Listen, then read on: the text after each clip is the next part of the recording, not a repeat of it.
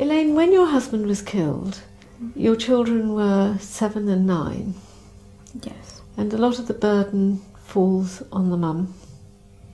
And it must be a pretty tough time coping with your own grief and 2 young children. How was it? It was difficult.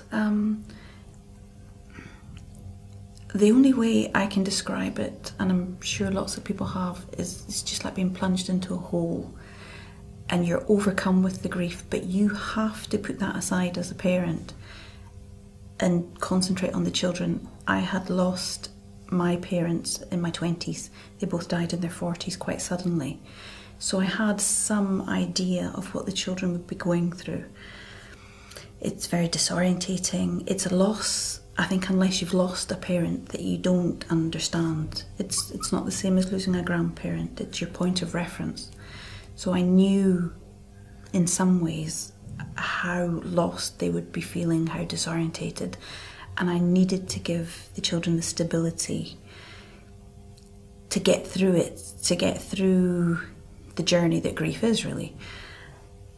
It is very difficult as a parent, and what I tended to do was, I likened it to being a sponge. I just absorbed all their grief, because you have to be there to take everything from the children, and then when they went to school, you just wring yourself out and start again, basically. That's your, if you can get 2-3 hours a day, and that's your grieving period, you sit aside, and that's just your wailing at the wall time. But if you, I concentrated on the children, and that, it gives you a point and a purpose as well, because otherwise it's very easy to get lost in the circle of grief. You can go from sadness to anger, to sadness to bitterness to anger, and you can get yourself ensconced, I think, in a cycle. But if you have something to concentrate on, and the children were very much my purpose, I needed to make sure that they were getting through the day, that they felt safe, that they felt as if they had all the knowledge they needed, all the information that they needed to get them through, and to facilitate their grief, really, just to facilitate their pathway forward, whether that be with the school, health agencies, whatever, whoever I needed to be their go-between for. And that's the only way What was the hardest part of it for you? I think being alone, which is probably, I don't know if it's a singularly naval thing,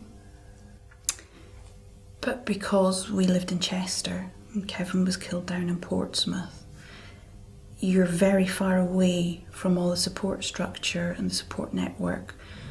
I worked full time, so I had lots of contacts and a big support network in Chester, but I had no family. My parents were both dead, and although you're part of the naval family or the service family, we weren't. We were too far away.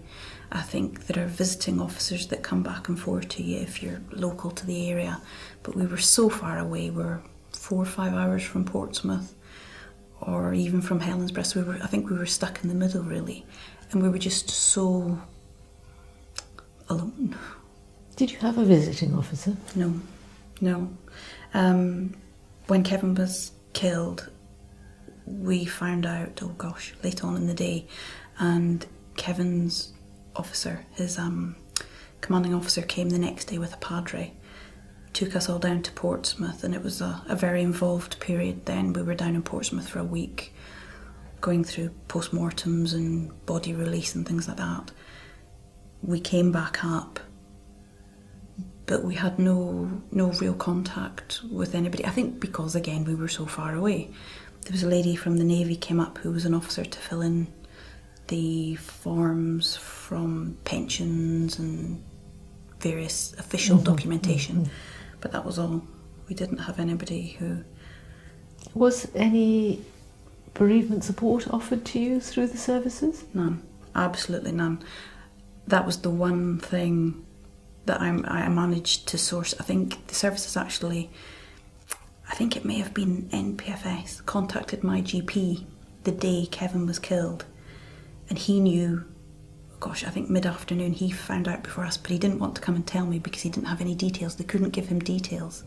So he popped to the house the next morning and said to me, what can I do? I'm here, what would you need? And I said, I'll need some sort of counselling for the children. I knew from what I had been through some of the journey that was going to face them, and I said, I need some proper help with this. I need some guidance on what's going to happen here, because I was very aware that I didn't want to influence them with my grief or impose my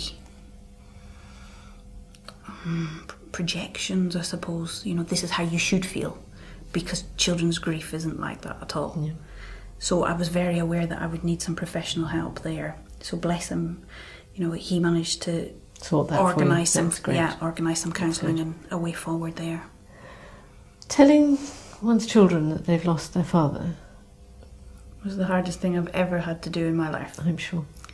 That was worse than burying Kevin. That was worse than anything. I sat. They knew something was going on because a policeman had been to the house the night before. And then they were, best get ready for school time now. And I was like, it's okay, we're not going to school today, just have a seat. And I had to phone the school quickly and tell the school what had happened and notify them that we'd be away. Don't worry, we'd be back whenever we could. And to sit and tell them the difference in their reaction was poles apart, but harrowing nonetheless. Benjamin was very quiet. Benjamin just absorbed everything, took it all internally, and sat there very quietly and cried, where Jessica wailed a scream that I will never forget. It will take me to the grave, that scream, from such a small child. She wailed from the depths of her soul. And there's nothing you can do at that point but hug them and tell them you love them, they're as safe as they can be. But you can't take away that grief from them. And as a parent, it's terrible. It's a terrible thing to have to inflict that on your child. You're the delivery point of that pain. And that's something that will never go away. Never, never go away. So looking back over the last few years, what's been the toughest thing?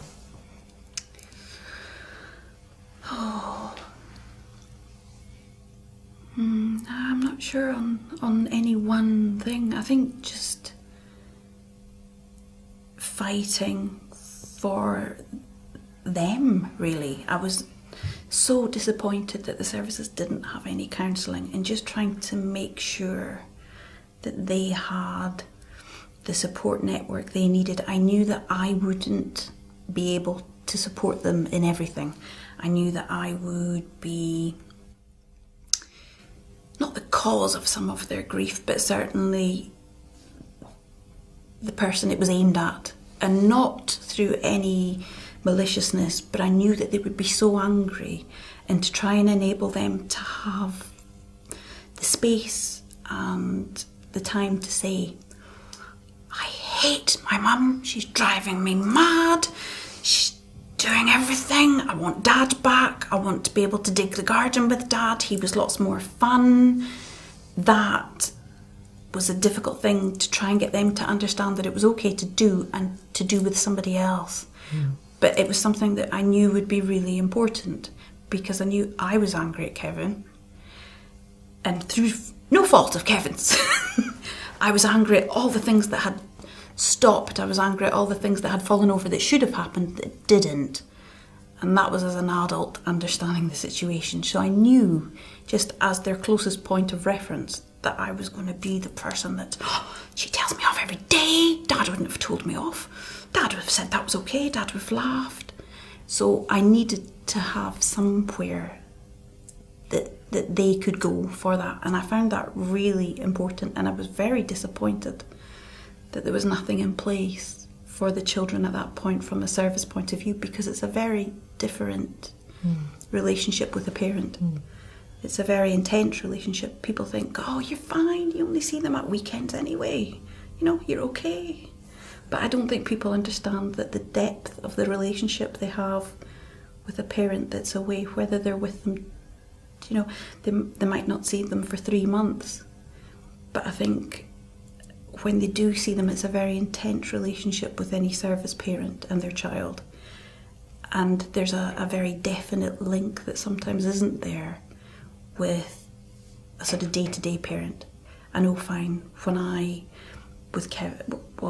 with Benjamin and Jessica all the time, I'm the very mundane parent. I'm the provider, the cooker, the cleaner, the do your homework person. I'm the grudge, the nudge. Whereas Kevin was the fun, the let's go swimming, let's go to the cinema, let's not tell Mum, come on, let's sneak off for ice cream. And that was the thing they were losing. And it was...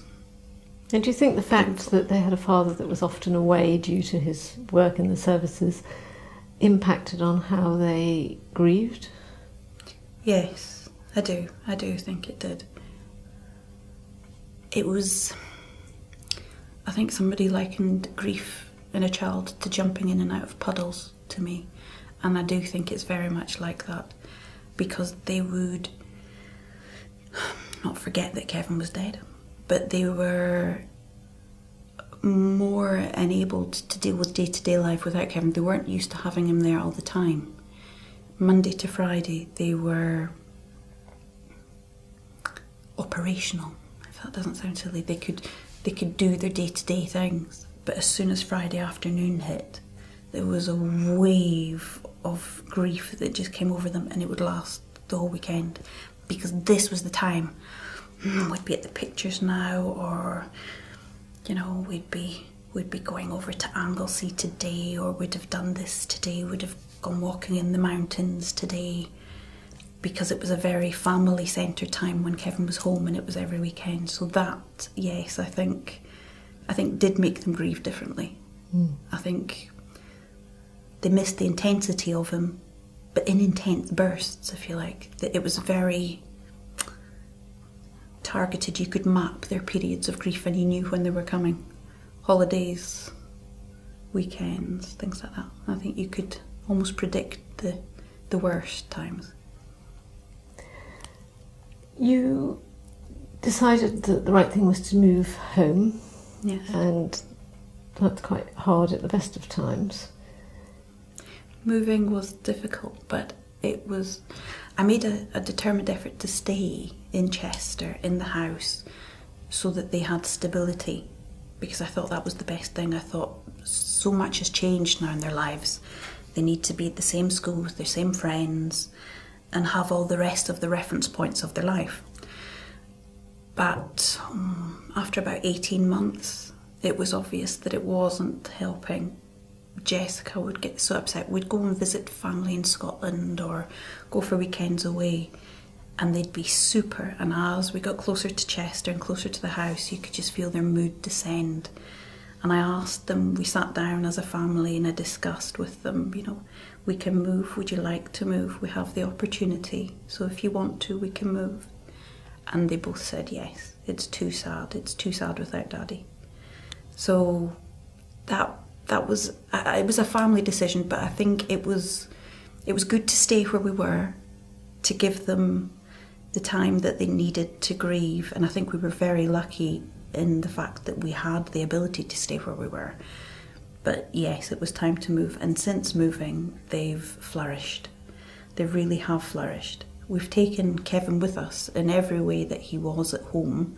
There are photos everywhere, there are reminders everywhere.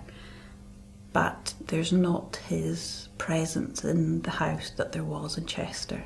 So that helps them a lot. And they were able to reinvent themselves in a way as well. They weren't necessarily Benjamin and Jessica whose daddy was dead. If they wanted to tell people, they could, and if they didn't, they didn't. And both of them actually made quite a conscious decision not to tell people. They let people know as they wanted them to. They didn't tell people that as a first impression.